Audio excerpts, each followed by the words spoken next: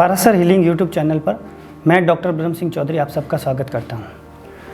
आज के इस इन्फॉर्मेटिव वीडियो में हम लोग रोटेटर कफ इंजरी के बारे में बात करेंगे। Rotator cuff injury actually muscles का एक टियर होता है, जिसे आम बोलचाल की भाषा में कंधे की मांसपेशियों में खिंचाव भी समझ सकते हैं। रोटेटर कफ कंधे के जोड़ को सुरक्षा प्रदान करता है, साथ ही साथ इसके मूवमेंट के लिए भी रेस्पॉन्सिबल है। रोटेटर कफ मोस्टली 4 मसल से मिलकर बना हुआ एक मसल्स का ग्रुप है, जिसमें 4 मसल्स होती है: सुप्रास्पाइनेटस, इंफ्रास्पाइनेटस, टेरिस माइनर और सब स्कैपुलरिस। इसमें जो सबसे मेन मसल्स होती है वो है सुप्रास्पाइनेटस, और सबसे ज़्यादा इंजरी इसी मसल्स की रहती है। अगर इन चारों मसल्स में से किसी में भी इंजरी हो तो उसे हम लोग रोटेटर कफ इंजरी या रोटेटर कफ टियर कहते हैं। रोटेटर कफ इंजरी सामान्यतः 2 तरह की होती है, जिसमें पहली होती है उसको हम लोग पार्शियल रोटेटर कफ इंजरी कहते हैं। इसमें कंधे की मांसपेशियों में खिंचाव होता है या फिर हल्का टियर हो सकता है, पर कंधे के मूवमेंट में कोई प्रॉब्लम नहीं होती है। दूसरी जो इंजरी होती है उसको कंप्लीट रोटेटर कफ इंजरी कहते हैं। इसमें मसल्स में टियर होता है, खिंचाव तो होता ही है, साथ ही साथ कंधे के मूवमेंट भी कम हो जाते हैं। अब अगर इसके कारण पे बात करें तो सामान्यतः रोटेटर कफ इंजरी के 2 कारण होते हैं। पहला जो कारण होता है वो एक्यूट इंजरी होती है, जिसमें अगर कोई आदमी कंधे के बल या कंधे को बार की तरफ मूवमेंट में गिर जाए तो उस कंडीशन में जो इंजरी होती है उसको अपन रोटेटर कफ इंजरी का एक्यूट इंजरी बोलते हैं। दूसरा जो इसका कारण होता है वो डिजेनरेटिव रोटेटर कफ इंजरी समझ सकते हैं, जिसमें यह उम्र बढ़ने के साथ साथ धीरे धीरे होने वाली इंजरी है।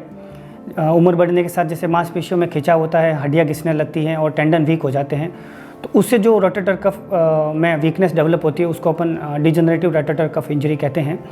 यह इंजरी मोस्टली कारपेंटर हो गए, जो होम पेंटर होते हैं या फिर जो टेनिस प्लेयर होते हैं, उनमें ज़्यादा देखने को मिलती है। अब बात करते हैं इसके लक्षण के बारे में, यानी जिसको रोटेटर कफ इंजरी हो गई है उसको क्या क्या समस्या हो सकती है। इसके पहले लक्षण के बारे में बात करें तो कंधे में बहुत ज़्यादा दर्द होता है, और ये दर्द रात के टाइम बढ़ जाता है, या फिर मरीज जो होता है वो जिस कंधे में तकलीफ है उसमें करवट लेके सोएगा तो दर्द बढ़ता है। दूसरा जो इसमें प्रॉब्लम आती है वो इसके मूवमेंट से रिलेटेड रहता है कि कंधे को ऊपर नीचे करने में कमजोरी महसूस होना या फिर दर्द होता है।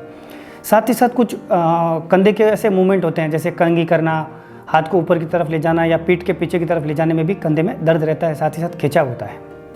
अब बात करते हैं रोटेटर कफ इंजरी के परीक्षण यानी इसके डायग्नोसिस के बारे में, कि इस रोटेटर कफ इंजरी को डायग्नोस कैसे किया जाए। इसको डायग्नोसिस करने के लिए मरीज की मेडिकल हिस्ट्री के बारे में पता करना होता है कि मरीज के गिरने की क्या स्टेज रही, उसकी कितनी इंजरी किस टाइप की रही। साथ ही साथ इसमें फिजिकल एग्जामिनेशन के द्वारा भी अपन पता कर सकते हैं।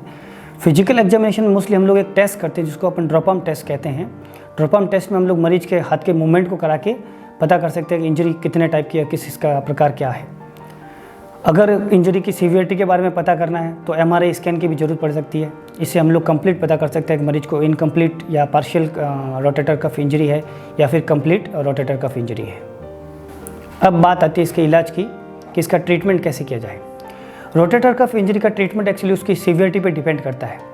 पहले तो ये पता करना पड़ेगा कि इंजरी किस टाइप की, जैसे कि मैंने पहले बताया था कि पार्शियल इंजरी है या फिर कंप्लीट इंजरी है।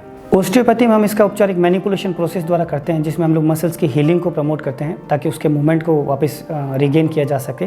साथ ही साथ हम लोग फिजियोथेरेपी में इसकी स्ट्रेंथनिंग, मसल्स की जो स्ट्रेंथनिंग एक्सरसाइज होती है उसके द्वारा करते हैं, ताकि उसके दर्द को भी कम कर सके और वापस उसके मूवमेंट को बनाया जा सके। अगर आप भी कोई कंधे की ऐसी बीमारी से कोई पीड़ित हैं या आप उसमें डिफरेंस नहीं कर पा रहे हैं कि ये रोटेटर कफ इंजरी है या फिर कोई दूसरे टाइप की प्रॉब्लम्स हैं, तो उसके परामर्श के लिए आप हमारे सेंटर श्री सांवरलाल ओस्टियोपैथ चैरिटेबल संस्थान जोधपुर में यहाँ संपर्क कर सकते हैं। आपको ये वीडियो कैसा लगा हमें कमेंट करके बताएं, और अगर आप पहली बार हमारे चैनल पे आए हैं तो उसे सब्सक्राइब जरूर कर दें।